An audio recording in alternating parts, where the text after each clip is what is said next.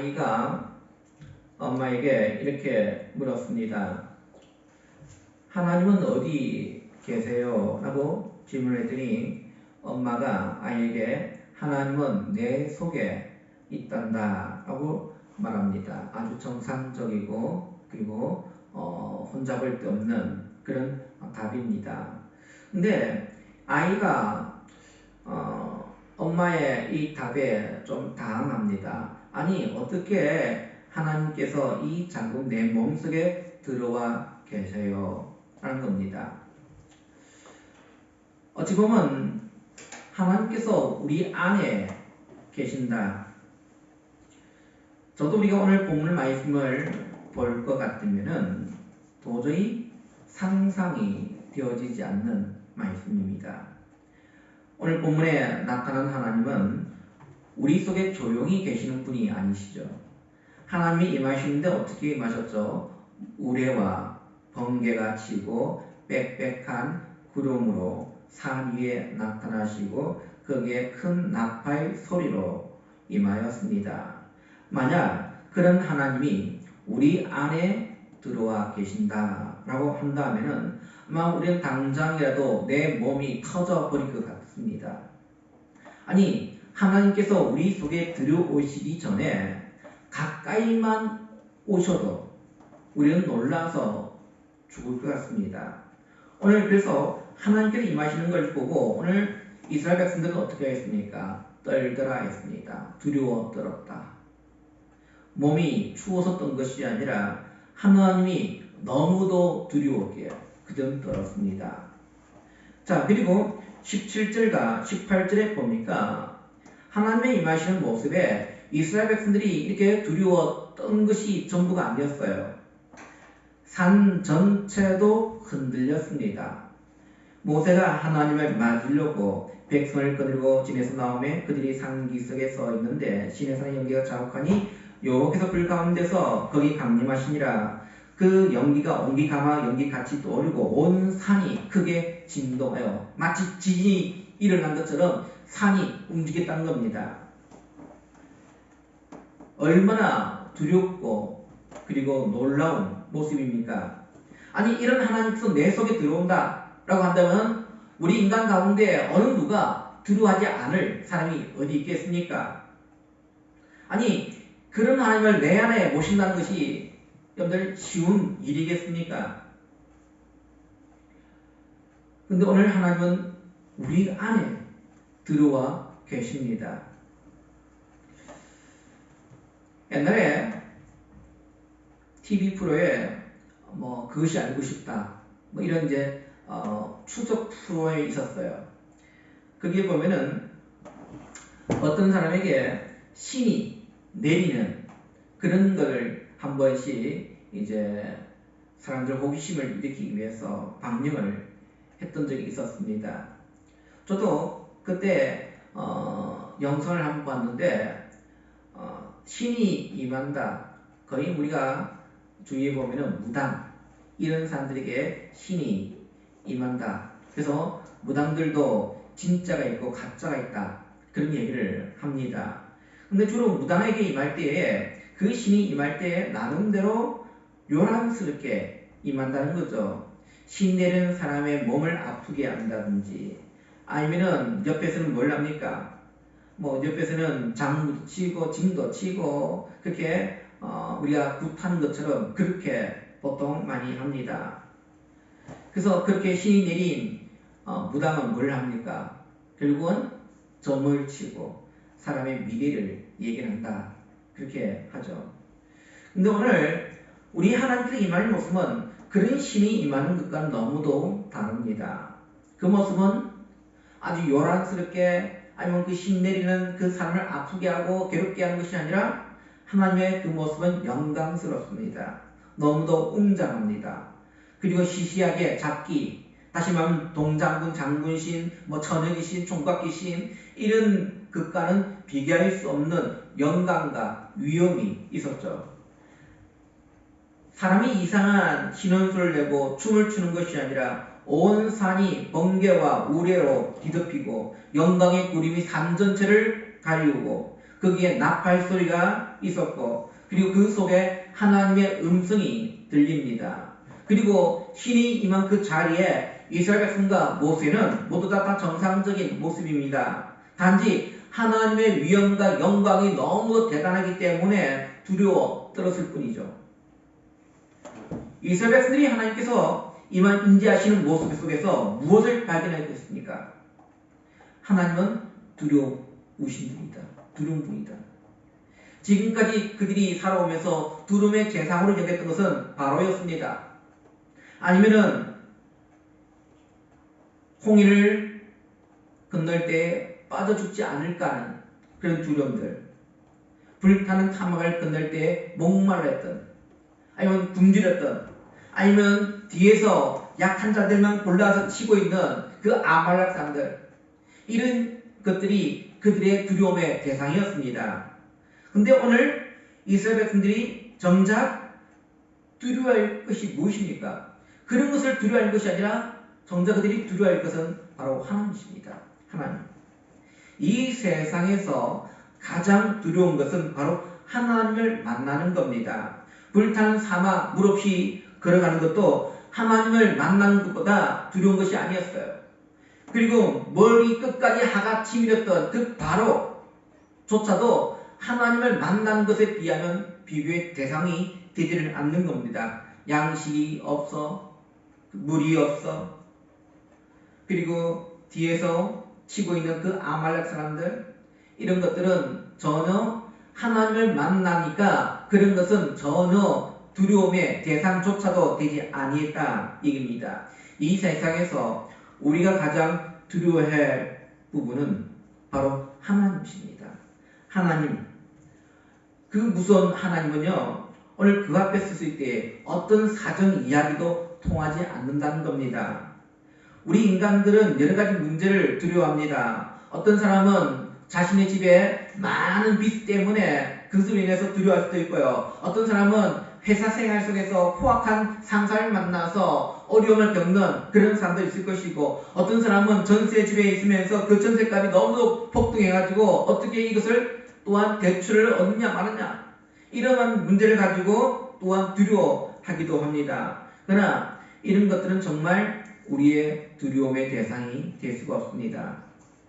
정말 두려운 것은 하나님의 진노인 겁니다. 하나님의 진노.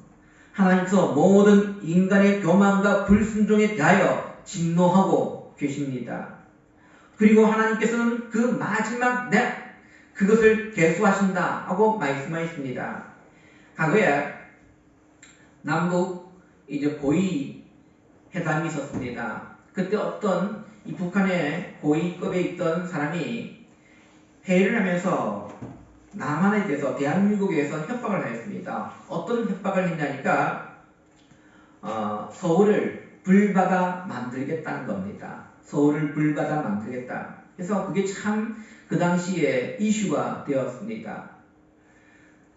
마틴 노이드 전스 목사님의 전기에 보면은 이분은 1차 그리고 2차 세계대전을 경험했던 분이십니다.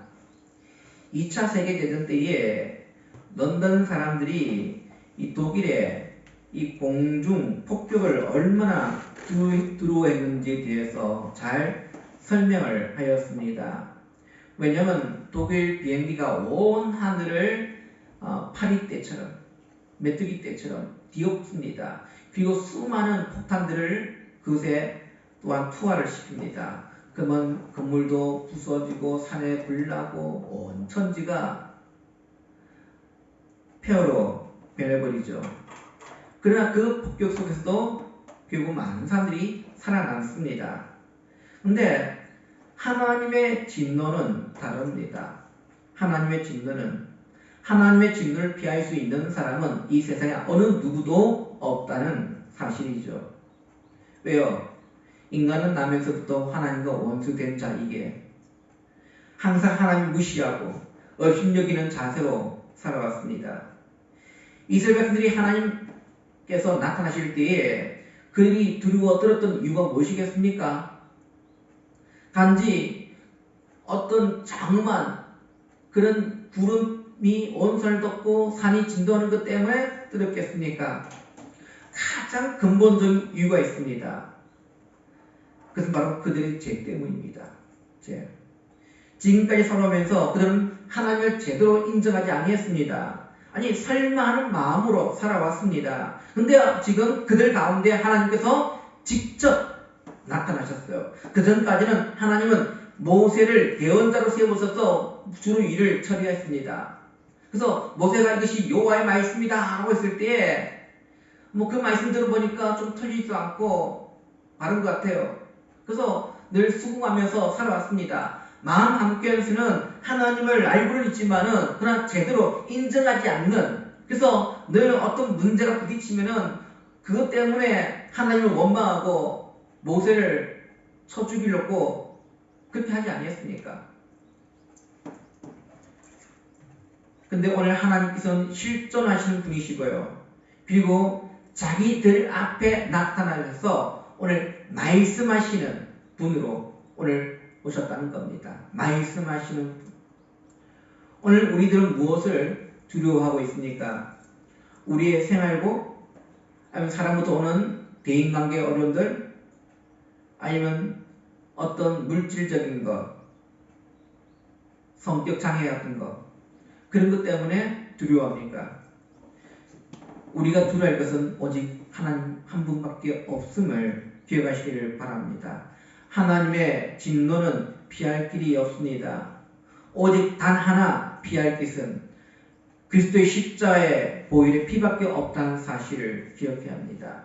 오늘 이 자리에 있는 모든 우리 믿음의 성도들은 예수 그리스도의 보혈의 피가 우리 가운데 적셔 있다는 사실이죠. 그래서 우리는 하루에 몇 번씩이라도 그리스도와 나의 관계를 점검해 보아야 되는 겁니다. 과연 우리가 예수 그리스도의 반석 위에 바르게 서 있는가 점검해야 되는 거예요. 모든 사람들이 가장 중요하게 생각해야 할 것은 그리스도와 나와의 관계.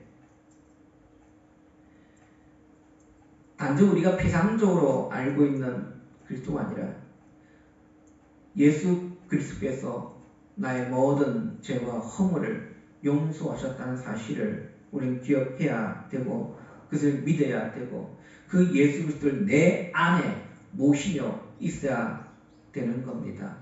마지막 하나님의 그 심판 보좌 앞에 나섰을 때는 다른 게 필요 없어요. 하나님, 내가 지금까지 이루어왔던 어떤 학문적인 그런 가치, 아니면 내가 많은 땀과 수고를 통해서 일구었던 그 사업체, 이런 것을 통해서 하나님께 우리의 죄 문제 용서받을 수 있는 것은 아니에요. 하나님 우리에게 말씀하시겠습니다. 너에게 예수 그리스도의 보혈의 피가 있느냐 물을 겁니다. 예수 그리스도의 보혈의 피. 마치 6월절 어린 양의 피가 있을 때 그 집을 넘어갔던 것처럼 오늘 우리에게도 마지막 하나님께서 우리에게 어린 양의 보혈의 피를 제시하실 겁니다. 그 보혈의 피가 우리의 심령 가운데, 우리의 영혼 가운데 적셔 있기를 바랍니다. 그래서 마지막 그 진노의 잔을 피할 수 있는 유일한 방법은 예수 그리스도 십자가밖에 없음을 꼭 믿으시기를 간절히 바랍니다.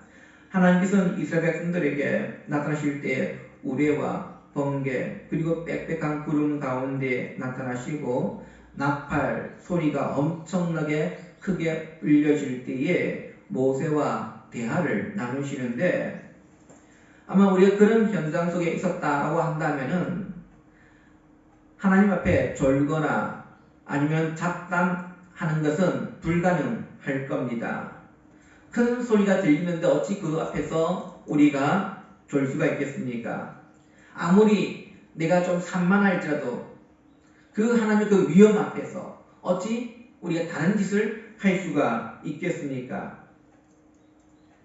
하나님께서는 오늘 말씀하실 때에 우리의 전 인격을 향해서 말씀하고 계십니다. 그 말씀 앞에 우리는 다른 생각을 절대 가질 수 없음을 기억하시기를 간절히 바랍니다. 특별히 하나님은 지금 말씀을 들을 때에 우리는 주의를 해야 합니다. 그 이유는 우리의 마음 자세에 따라서 그 말씀을 시험하고 싶은 불같은 마음이 일어나기 때문이에요. 믿음이 있고 순종하는 자에게는 말씀이 그렇게 달 수가 없습니다. 꿀보다 더 단 말씀이 하나님의 말씀인 거죠. 그러나 믿음이 없는 자들에게는 말씀은 언제나 시험거리입니다. 하나님께서 모세에게 말씀하시는데 산 밑에 내려가서 백성들을 주의를 주라는 겁니다. 그들이 하나님을 보려고 산에 올라왔다가 죽임을 당할 것이다 말씀합니다. 자, 그때에 모세가 무엇이라고 말합니까?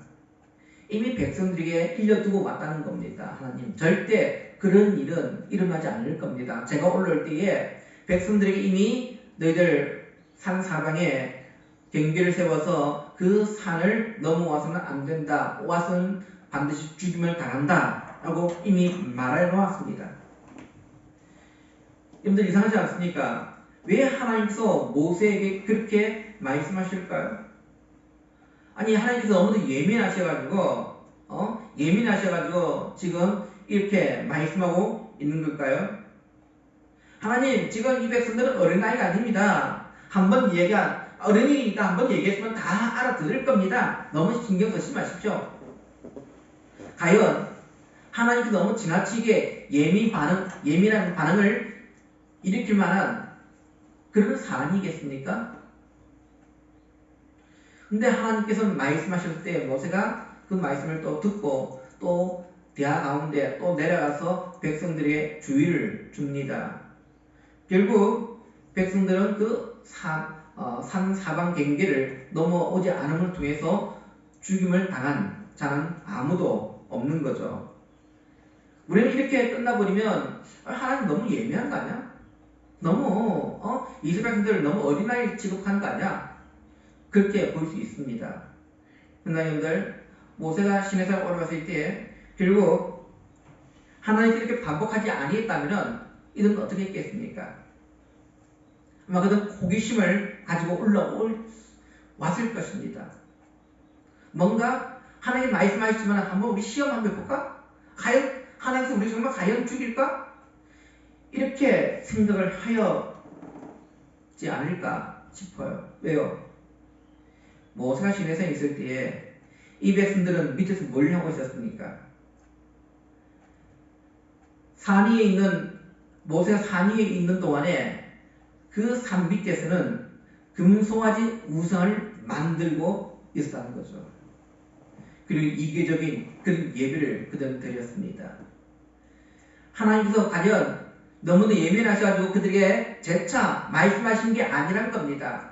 이들에게 말하지 않으면 이들은 충분히 하나님께서 말씀하셨지만 그 말씀에 대해서 불순종할 수 있는 그런 민족이었다는 사실이죠.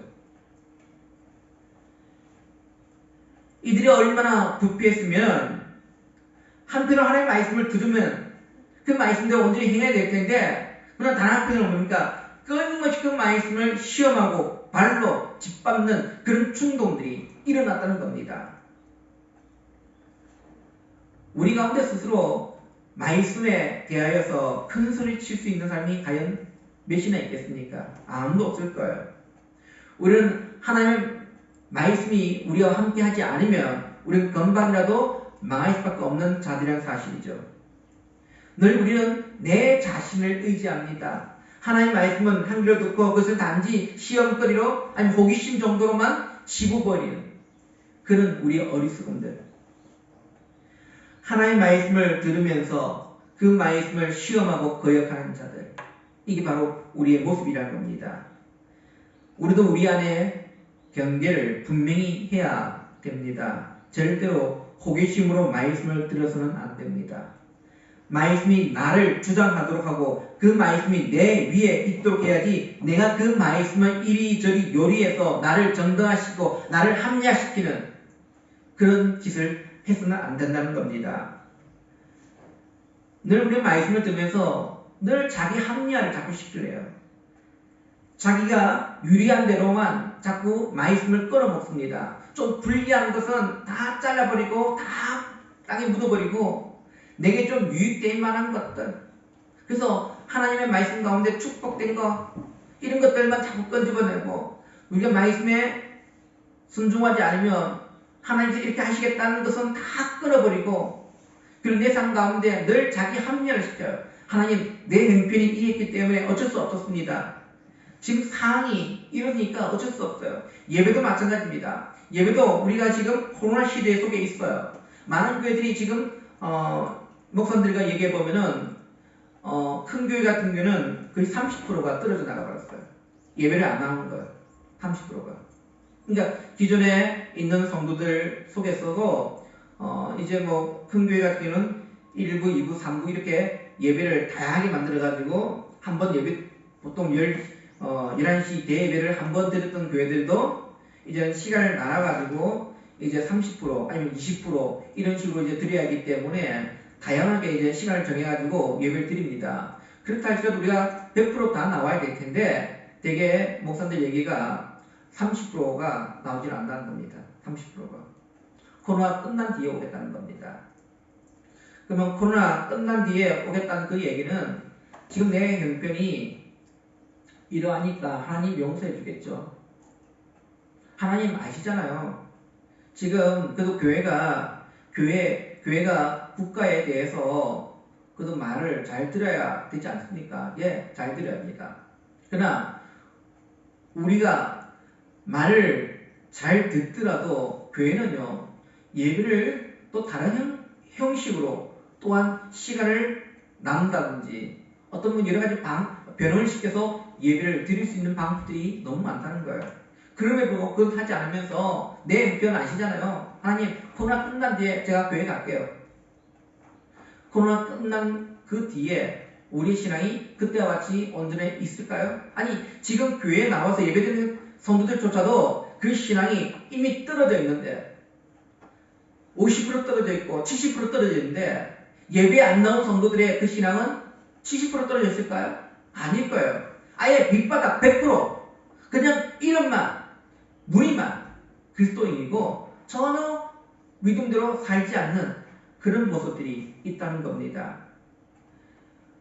원리는 다 수긍합니다. 근데 저마다 그 말씀을 자기 안에 적용시킬 때에는 다르게 적용시킨다는 겁니다. 다르게. 목사가 코로나 시대라 해가지고 오늘 예배 드리지 맙시다. 이제 또 여러분들 나오지 마십시오. 그렇게까지는 하지 않습니다.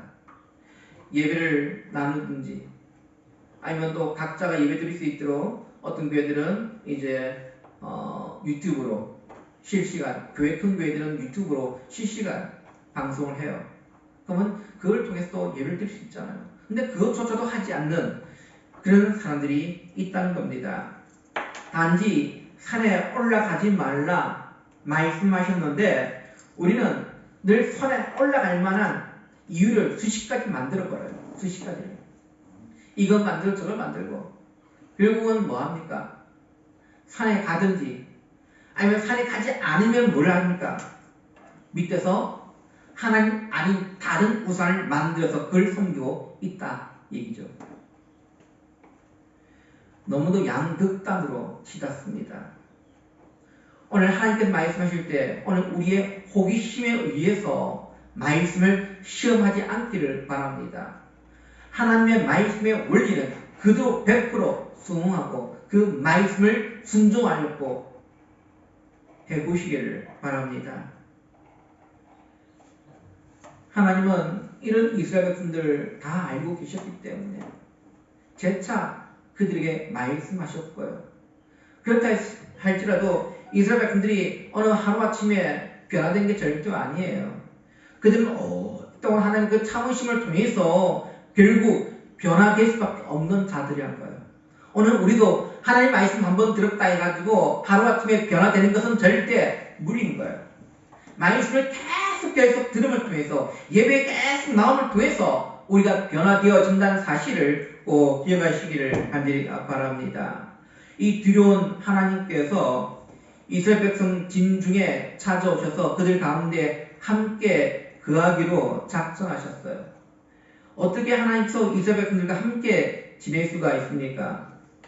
늘 땅이 진동하고요. 나팔 소리가 크게 울리고 번개치고 우레치고. 여러분들 우리가 밤하늘에 구름이 온 하늘 덮고요.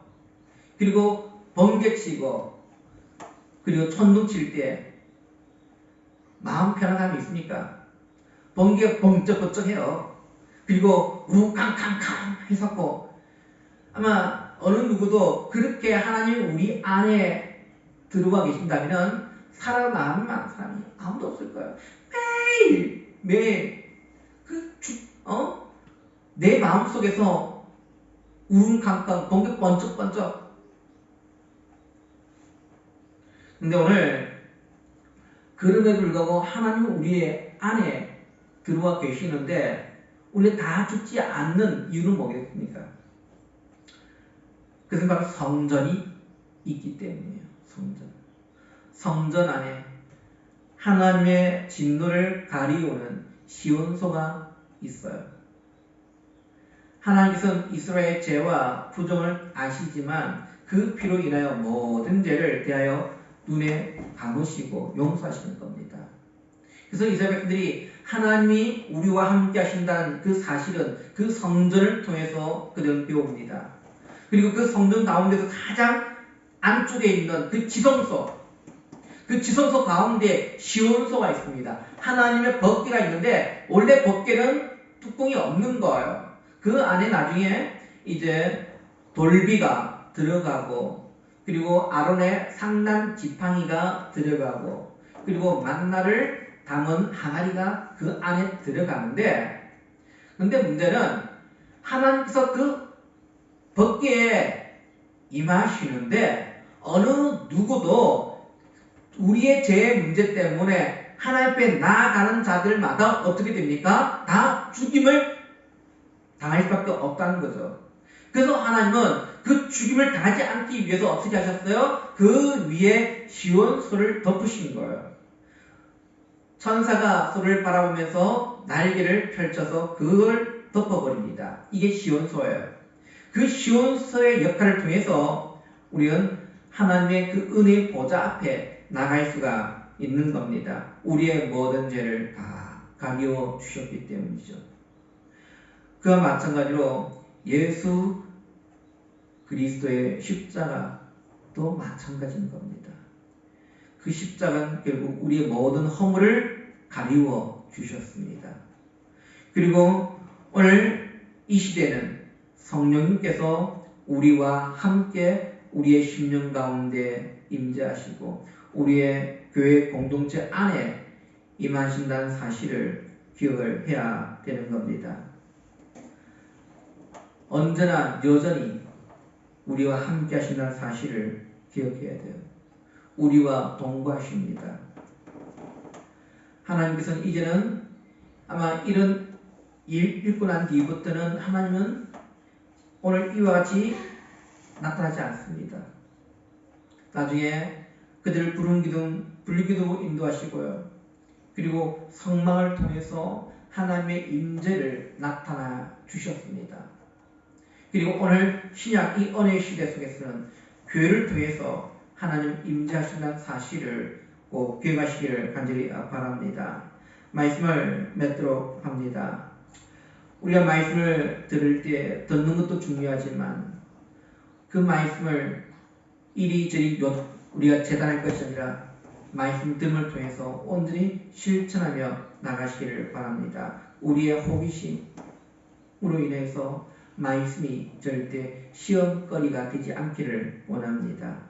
듣고 겸손하여 순종하는 우리 믿음의 성도님들, 특히 날마다 하나님 우리와 함께 하신다는 사실을 늘 내 마음에 기억하시고 말씀대로 오늘도 우리가 온전히 실천하며 나가는 주님의 백성들 되시기를 주님의 이름으로 축원드립니다. 기도합니다.